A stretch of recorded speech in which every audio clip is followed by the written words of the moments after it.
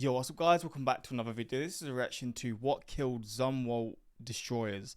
I've done a one or two reactions around destroyers and this was involved in like the evolution of destroyers. This was like a class of the destroyers. And I mean, I'm going to assume the reason is cost effective and like sort of how much they cost to make and then the efficiency. And I'm assuming other destroyers were more beneficial in both aspects, but we're gonna see. And so the Zumwalt one is the this is this the Zumwalt one? Because I've seen this one. This is the most recent one. No, this is the most recent one. Yeah, it's like it looks like it's from a different universe. It's just crazy to even see. But I don't know necessarily much about this, as you probably know. But we're gonna see and what led to this. When he says killed, I'm assuming he means they stopped making this class. But we're gonna see. Links are in the description to my Patreon if you want to see some more of my videos to reactions to different things that I can't post to YouTube. But let's check this out and see what this is about. Why was the Zumwalt class destroyer program cancelled? Why is the quality so low? No, my internet. Why was the Zumwalt class destroyer program cancelled? Believe it or not, the United States government has a system in place to flag and cancel military projects that go over budget. But more on that later, as in order to understand why only 3 Zumwalt class destroyers were built and the remaining 29 were cancelled, we need to look at the ship's history and understand how it came to be. Zumwalt was envisioned in 1994 as part of the SC-21 R&D program, with a mission to design 21st century land attack ships for the US Navy. There were a couple of name changes before it was settled on DDG-1000, the Zumwalt class. Zumwalt class was supposed to replace the aging Arleigh Burke class destroyers and be a 21st century super destroyer for the next 50 years. It was designed for stealth and set new standards in automation, which would reduce its crew size in half. Additionally, it was supposed to replace battleships and provide naval surface fire support. For this reason, the ship was designed around its 2 advanced gun systems mounted in the front of the ship. As a 21st Wait, the gun system. Oh, here. I thought they'd come out of the ground. I was confused. Century warship, it was going to be crammed full of new and revolutionary technologies, such as the integrated power system and total ship computing environment infrastructure, which would run on Linux instead of the Aegis combat system that was used on Arleigh Burke class destroyers. Originally, the US Navy envisioned a 32-ship program, costing $46 billion, with each ship costing about $1.3 billion. But as costs mounted, the program size was reduced from 32 to 24 and then to 16 ships. By 2005, the cost of each ship ballooned to $3 billion, and the Navy further reduced the number of ships to be built to just 7. What made the Zumwalt destroyer so expensive? The Zumwalt class destroyer was going to be 40% larger than the Arleigh Burke class destroyer and have a displacement of nearly 16,000 tons. Due to the automation that was yet to be developed, the Zumwalt class destroyer would have a crew of only 95 sailors. Compared to... For comparison, Flight 2A of the Arleigh Burke class destroyers, it's going to be like in the hundreds, right? Like 400? Has a crew of 380. 380. So it splits it by...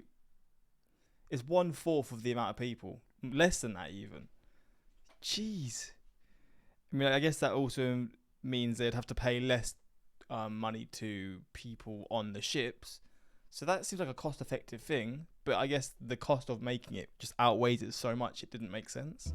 With reduced crew size, the life cycle cost would be significant. So it's bigger. It has a smaller crew. How does that even... That's crazy. So is it all... Not all, but is the majority of it just... I guess... decided by computer or people that aren't on the ship? They'll just be in control, but they won't be on the ship at the time. Maybe, I don't know. Significantly reduced, and thus more money could be put into capital for building each ship. But critics speculated that the 95% crew size was lowballed, as it made it more attractive to receive funding. Eventually, the design team revised the minimum crew number. The latest publicly available crew size on the Zumwalt ships is 158, including the air wing unit. This is still significantly lower than that of the Arleigh Burke class, considering Zumwalt ships are much larger. That said, if Zumwalt were to experience major damage while in combat, it would have a lesser chance of survival compared to the traditional True. Navy ships of a similar size, No one to fix it up or repair stuff, right? simply due to having less crew members to save the ship. A key feature of the Zumwalt class destroyer was its stealth technology, a 610-foot-long warship that looks like a small 50-foot fishing vessel on the radar.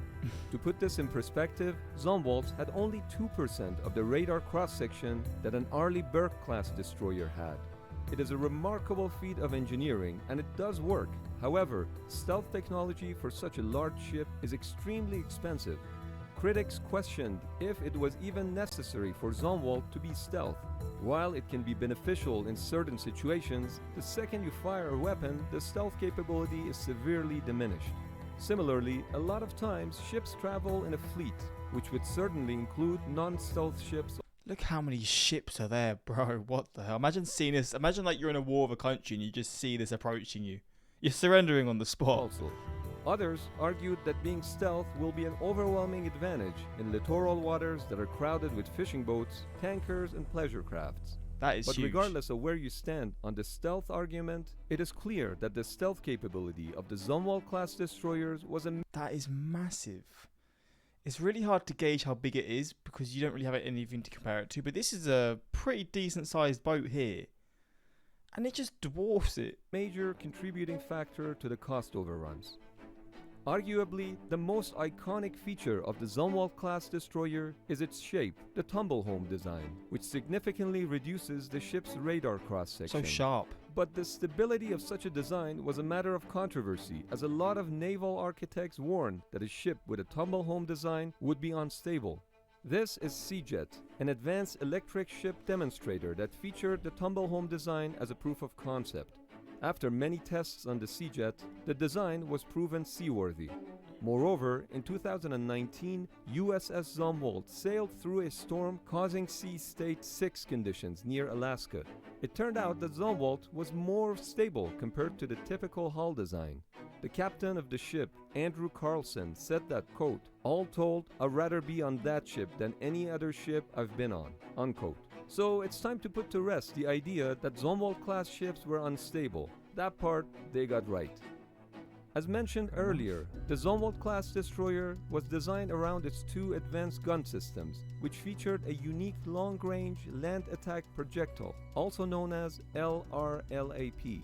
This unique kind of artillery shell relied on propellant and GPS to guide it to its target up to 100 nautical miles away.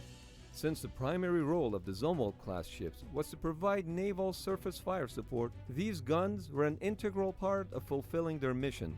Originally, each LRLAP round was estimated at $35,000, as this figure was based on arming 32 Zumwalt-class ships.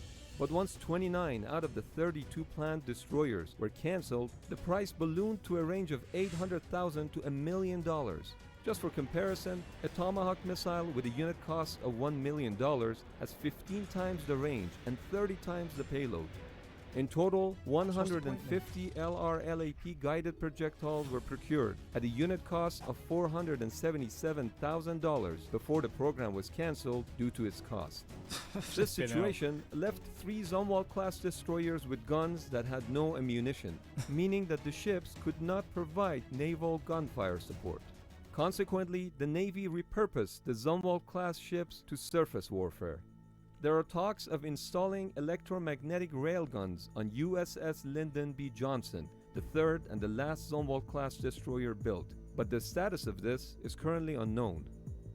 The dramatic increase in the unit cost of the Zumwalt-class destroyers triggered a Nunn-McCurdy Amendment breach, which was designed to curtail cost growth in the American weapons procurement programs. Whenever a cost per unit goes above 25% of what was originally planned, the United States Congress must be notified. If the unit cost goes 50% over the estimate, an automatic termination occurs unless the Secretary of Defense submits an explanation for why the program is essential to national security. In January of 2009, the unit price for Zumwalt-class destroyers reached $5.9 billion, 81% over budget compared to US Navy's most recent estimate. 81% over budget. How do you go over budget that much? when so the original price in 2010 when they first was it 2010 or was it 2016? I think it's 2016. How did it jump up so much? What the fuck? Actively breaching the Nunn-McCurdy Amendment. In April of 2009, Defense Oh, okay, so it was 2010. So it makes sense why it jumped a bit because prices go up, but that much is crazy. I feel like all projects like this always are over budget anyway. Is there any project for like a success story for some sort of form of ship or whatever in the US military or just anything in general, to be honest, that is way under budget from what from what they view? I feel like everything's always going over budget at least a little bit or loads. Just in everything in life, to be honest. It's just funny how we always undervalue things. Secretary Robert Gates announced that DDG-1000 program will end at 3 ships instead of the 7 ships planned at the time and the 32 ships planned originally. Okay. In fact, the construction of the 3rd Zumwalt was almost cancelled, but it was completed nonetheless to maintain the Bath Iron Works shipbuilding capacity. Shortly after, the U.S. Navy resumed production of older Arleigh-Burke-class destroyers, which are still being built to this date. Really? According to the U.S. Government Accountability Office report, as of June 2020, only 6 of Zumwalt's 12 key technologies were mature. In summary, what killed the Zumwalt-class destroyer was attempting to incorporate too many new systems and technologies all at once, which led to cost overruns and the eventual cancellation of 90% of the originally proposed Zumwalt fleet. Okay. If you enjoyed this video, they got ahead of themselves and thought we're going to make this futuristic thing that doesn't even make sense, and it didn't make sense, which is why it didn't necessarily work. But imagine that every shell you fire costs 500k. Honestly, would be cheaper just to buy an Rolls Royce each for them. That is true. Just get them all a Rolls Royce, and then you're just done with the battle. Fuck me, it's a costly thing, war, isn't it? But yeah, hopefully you enjoyed this reaction. It's an interesting look into this, something that I didn't really know much about, but I have seen this before, and I've done a reaction to different kinds of destroyers, and I saw this, and it always blew my mind about how futuristic it looked. But yeah, it seems like it was too far ahead of its time, but who knows, maybe in future they'll come back to it and just perfect it in certain ways when the technology's there. But yeah, hopefully you enjoyed, and until next time, like, subscribe, peace.